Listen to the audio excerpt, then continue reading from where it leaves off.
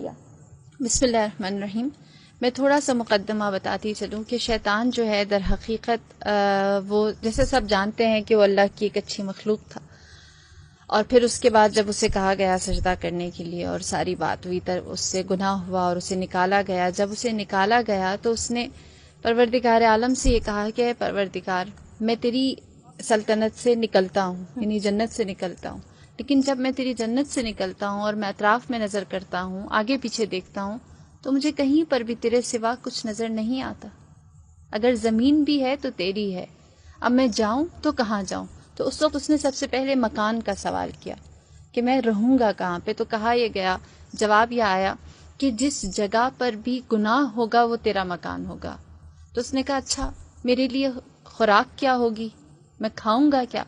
تو جواب یہ آیا جو بھی غذا، جو بھی لقمہ بغیر بسم اللہ کے بنی آدم اپنے دہن میں ڈالیں گے وہ تیری خوراک ہوگی۔ لہٰذا بغیر بسم اللہ کی جتنی بھی خوراک ہمارے منہ میں جاتی ہے اس میں شیطان شریک ہوتا ہے۔ پھر اس کے بعد اس نے کہا اچھا اگر مجھے پیاس لگے تو میں کیا پیوں؟ تو کہا تیری لیے جو ہم نے مشروب رکھا ہے وہ شراب ہے۔ پھر اس نے سوال کیا اور کہا کہ تو نے انسان کے لیے کتاب اتاری ہے، مجھے بھی کوئی کتاب دے۔ ان کے لیے قرآن ہے، زبور ہے، انجیل ہے، تورات ہے۔ تو اس وقت کہا یہ گیا کہ تمہارے لیے جادو ٹونا کی کتاب ہے۔ پھر اس نے سوال کیا اور کہا کہ تو نے انسان کے لیے دعا کا راستہ رکھا ہے، وہ جو 4 سمتوں سے اس کے اختیار دیا گیا ہے، اور اللہ نے جو 2 سمتیں انسان کے لیے رکھی ہیں، ایک دعا اور دوسرا سجدہ ہے۔ صحیح۔ تو ان کو ہتھیار دیا ہے دعا کا اور سجدے کا، مجھے بھی ہتھیار چاہیے۔ تو اس وقت یہ جواب دیا گیا کہ تمہارے لیے سب سے زیادہ مضبوط ہتھیار عورت ہے، جس کے ذریعے تم انسان کو، بنی آدم کو، اولاد آدم کو گمراہ کر سکو گے۔ لہٰذا اس کو بہت اختیار دے کر زمین پر بھیجا گیا، اور پھر یہ کہا گیا جسے ماریہ نے بھی اشارہ کیا، اس نے کہا کہ میں چاہتا ہوں خدایا، میں نے تیری اتنا عرصہ عبادت کی ہے، 40,000 سال زمین پر کی، 40,000 سال آسمان پر کی، 40,000 سال پہلے آسمان پر کی، اور اسی طرح پورا لمبا سلسلہ ہے، 7 آسمانوں پر اس نے اللہ کی عبادت کی۔ میں نے اتنی عبادت کی، مجھے اس کی جزا کیا ملے گی؟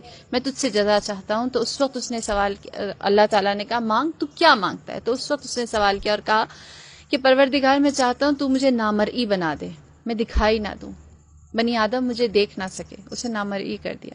پھر اس نے کہا کہ مجھے اس بات کا اختیار دے کہ میں جو انسان کے ذہن میں خیالات خطور کرتے ہیں اس میں وسوسہ ڈال سکوں، لہٰذا اسے یہ اختیار بھی دے دیا گیا۔